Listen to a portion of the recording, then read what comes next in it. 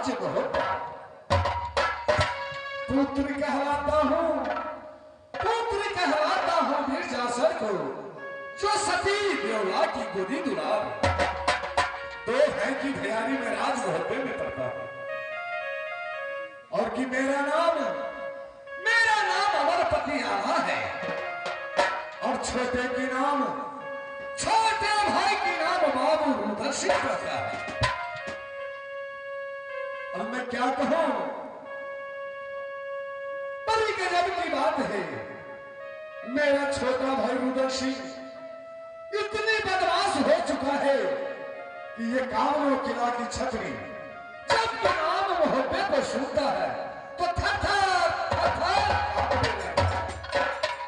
ना जाने दिन रात लड़ने झगड़ने में पड़ा रहता है। 6-6 महीना 6-6 साल लौट कर मोहब्बे नहीं आता है। भैया सुनो सब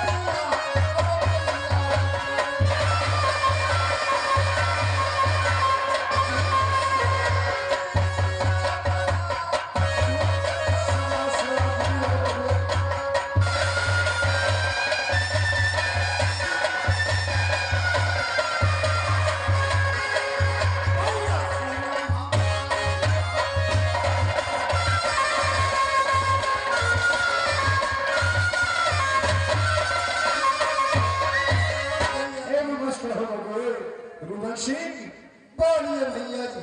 इस तरह अचानक मोहब्बे और मेरी अंतरात के आने की ऐसा कौन सी आवश्यकता पड़ गया बबुए?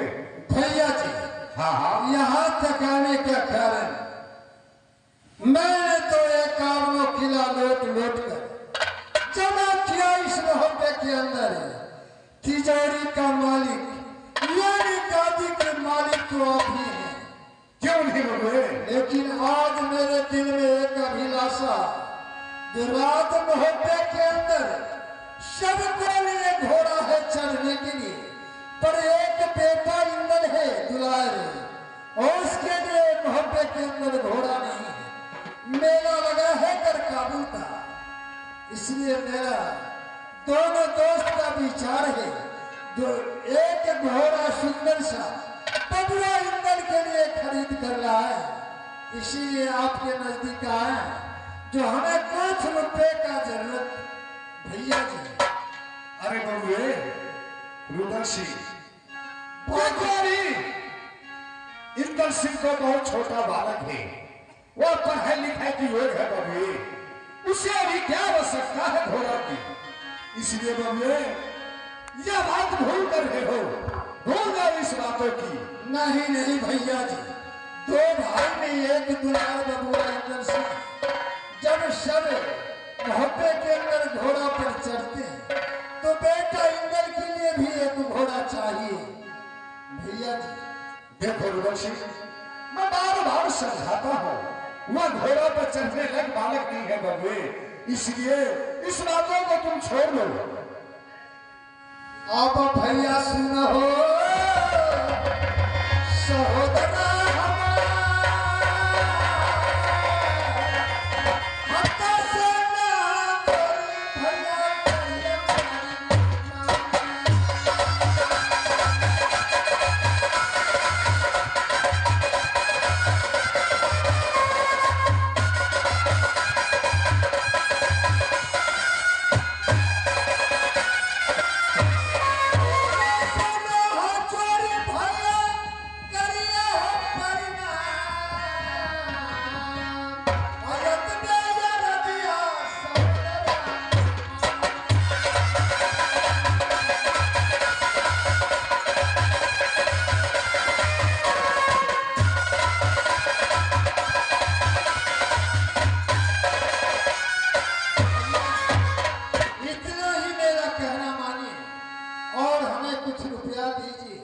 ताकि मैं एक घोड़ा सुंदर सा खरीद कर लाऊं, मन का अभिलाषा को पुराऊं।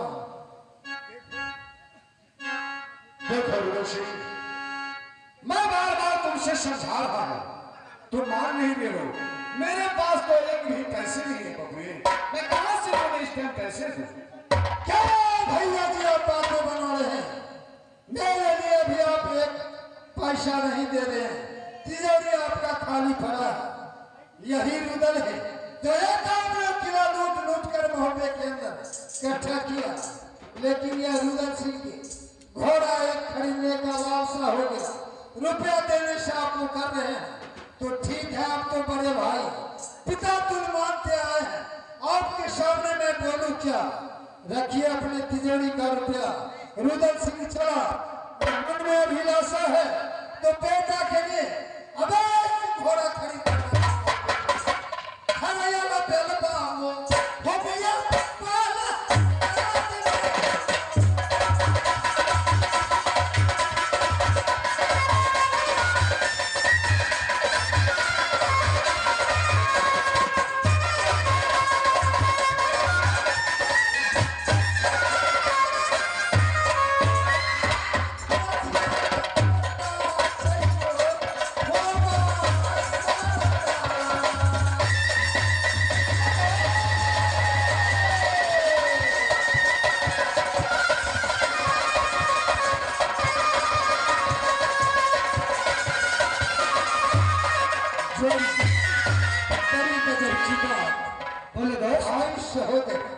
रुपया देने से मुकर गया।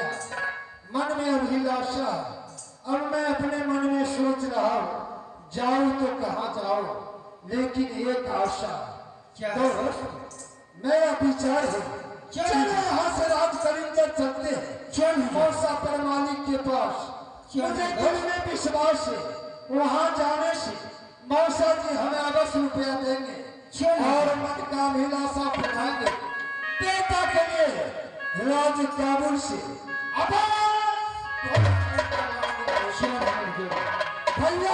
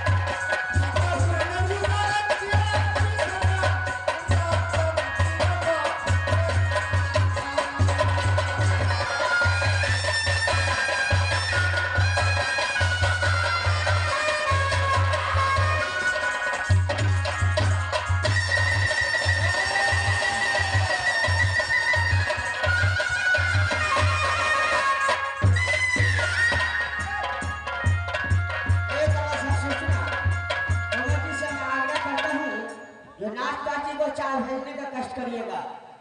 हमारे कमेटी में जो सहायता करते हैं, जो हमारे स्टेज पर चाय भेजने का कष्ट करिएगा। धन्यवाद। कमेटी सहायता करता हूँ, चाय भेजने का कष्ट करिएगा। धन्यवाद। हेलो।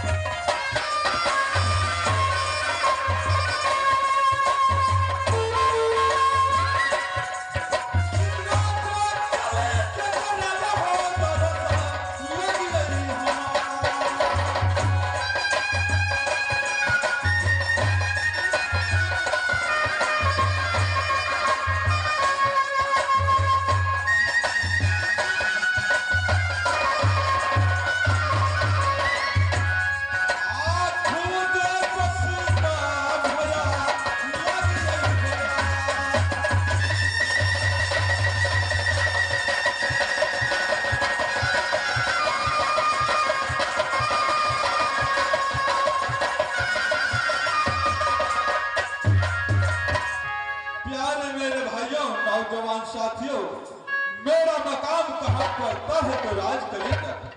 14 कोस की राजा कहलाता हूँ, 14 कोस की राजा कहलाता हूँ। मेरा ही नाम परवल नाम से जाना जाता है। सही नाम 14 कोस की राजपाट मेरे जितने भी रहती प्रजा है मंत्रियों के द्वारा हमेशा किसी न किसी दुखियारों को सेवा के लिए मैं तैयार रहता हूँ और अपने साथ हमेशा तिजोरी भर के रखता हूँ। जो कोई न कोई दुखियारी आए और मेरे राज से कोई भूखा न जाए, इसलिए मैं अपने साथ हमेशा तिजोरी को भर करके रखता हूँ जो कोई भूखा राज से ना जा पाए। सजनो तुलसीदास ने कवि में बताया है, दर्शाया है, जो जिसके राज में बड़ा भिखारी वह राजा है नर की अधिकारी।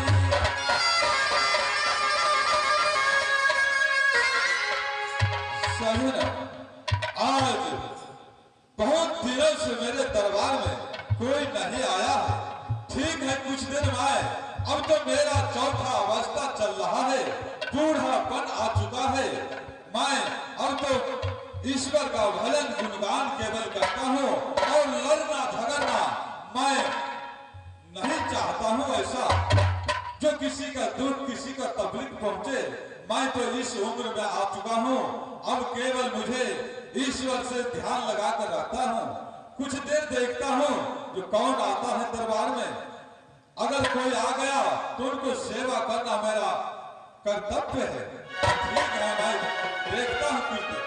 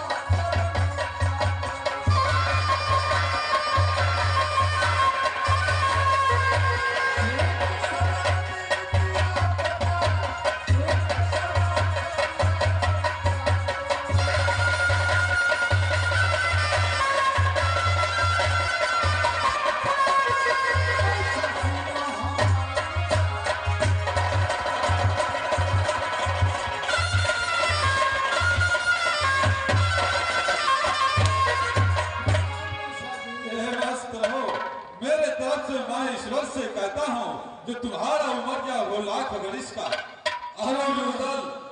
बताओ, इतने जब छोटे थे तो मेरे दरबार में आता जाता रहता था, क्यों नहीं? जब जवान हो गया क्या मौसा को तुमने भूल गया? नहीं नहीं मौसा जी, यही तो हमें याद आया और एक मन में अभिलाषा उठा जो मैं यहाँ उस बातों को पूरा करने आ गया। मौसा जी, एक अभिलाषा जो राज मोहब्बा में सबको चढ़ने के लिए घोड़ा, पर एक दुलारे दो भाई में बबुआ इंदर सिंह, उसके लिए मोहब्बे के अंदर घोड़ा नहीं। मेला लगा है कर काबुल का, दोनों दोस्त मन में किए विचार, जोड़े दोस्त चलो मेला बेटा इंदल को लिए। यही सोचकर भैया मौसा जी और आपके आशा में आया हूं, जो हमें कुछ रुपया मांगनी चाहिए। अरे रुदल देवनंदन, तुम तो छैला जवान हो, कमाने खटाने लायक हो, तुम्हारे पास दौलत क्या कमी है। अब तो मेरा बूढ़ावस्था हो चुका है, मैं तो भूखे के सेवा के लिए मैं अपना तिजोरी में कुछ पैसे रखा हूँ, और तुम्हें क्या जरूरत मुझसे मांगने के लिए। मौसा जी यही तो दुख की बात है। मैं क्या कहूँ आपसे, किला किला लूट कर मोहब्बे के अंदर मैंने इकट्ठा किया। तिजोरी का मालिक तो मेरे बड़े भाई अमरपति आवास, मैं उनसे विचार लिए हुए आज तक कोई भी काम नहीं किया। लेकिन मेरे लिए आज भैया जी मुकर गए, जो एक भी तिजोरी में रुपया नहीं, जो मैं तुम्हें रुपया दूं घोड़ा खरीद कर लाने के लिए। मेरे मन में उपजा, जो मैं तो बचपन में ही पाला पोसा हूँ मौसे के यहाँ। मौसा मेरा कहना अवश्य मानेगा और हमें वहाँ अवश्य रुपया मिलेगा। यही आशा लेकर आया हूँ मौसा जी। ये तो सोचने वाली बात है। अमरपति आल्हा भी कोई ना समझदार नहीं है, वो तो बहुत समझदार है।